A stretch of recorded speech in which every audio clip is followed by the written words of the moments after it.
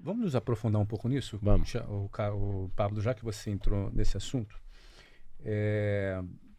houve um processo. Esse processo, ele correu por 13 anos. 13 anos. E houve, aliás, antes do processo, houve um inquérito, não é? Você não tinha advogado te acompanhando? Primeiro eu chamei o advogado do Estado, né? Sim. Meu pai foi lá, Defensor pediu... público. O defensor público. O defensor chegou e falou assim, isso aqui é complicado demais para eu fazer, isso aqui vai demorar muitos anos, é melhor você contratar um advogado. E indicou um advogado. O advogado veio, cobrou R$2.000. Você acredita que eu não tinha R$2.000 para pagar? Aí o que aconteceu? Ele deu a entrada, foi fazer as coisas, um advogado de Brasília. E aí eu nunca mais olhei o processo. Ele correu a revelia. Nunca mais. O processo levou 13 anos. Sim, mas antes do processo, no inquérito, o escrivão ou o delegado responsável pelo inquérito, isso foi um crime federal? Porque é a Polícia Federal, né? Polícia Federal, ou Sim. seja, o escrivão da Polícia Federal, ele, eventualmente, quando vê que a pessoa não tem nenhum envolvimento, ele arquiva. Então, só que é o seguinte... Não tinha ninguém acompanhando isso? Então, não tinha essa defesona técnica, tinha do Estado, ele Sei. falou que isso ia ser complicado. Eu lembro de tomar pressão o tempo inteiro. Se você não ajudar a esclarecer isso aqui, você vai pro presídio. Eu Sei. falei, Deus me livre disso aqui. Não, eu arrumava computador e fazia isso. Eu era funcionário do cara por R$350. Hoje que eu vim pensar, depois de tanta notícia sobre isso, eu fiquei pensando, mano, eu tinha que ter processado esse cara, mano. E ganhado o direito trabalhista e ganhado um monte de ação em cima disso, de danos morais e tudo, né? Só que prescreveu, né? Claro. Eu fiquei 5 anos na faculdade, mas veio essa ideia agora. Poxa, eu tinha que ter processado esse cara. No final da sentença, tá escrito assim, Flávio, na sentença, Pablo não obteve lucro com isso. Na própria sentença? Tá escrito na sentença. Só que... Mas por que te condenou se você não tinha... Não tinha defesa. Porque não tinha defesa.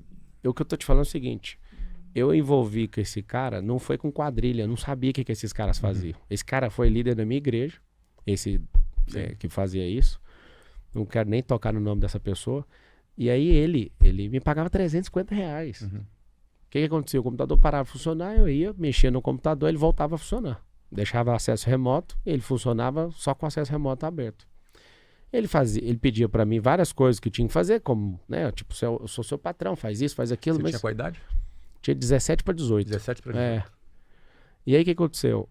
Eu acordo um dia, você tá preso. Eu falei, que preso? O que eu fiz? Aí fui pra delegacia, contei tudo que eu sabia. E eles não me liberavam. Falavam, você tem que falar mais, né?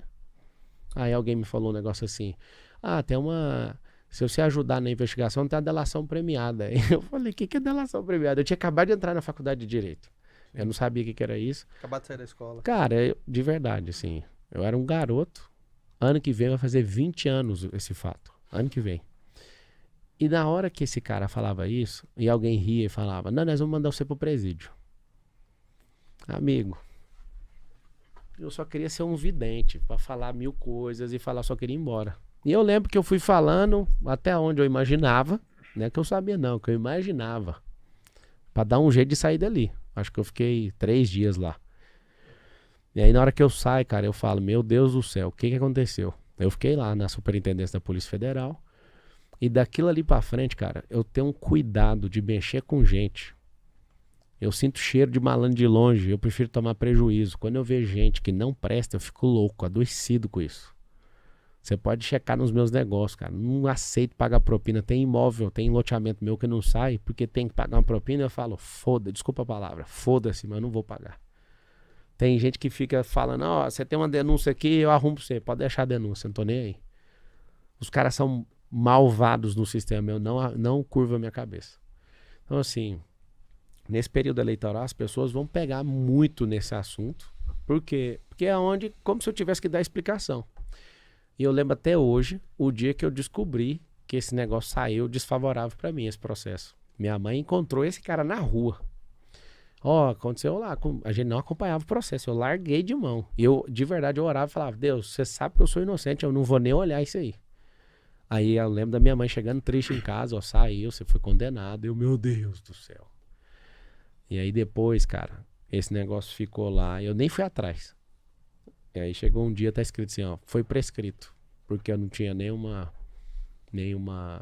problema com a justiça. Você recorreu e ganhou tempo? Não, eu recorri, não fiz nada. Tô te falando, fiz nada. Eu tenho que falar a verdade. Eu eu sinto me senti abençoado.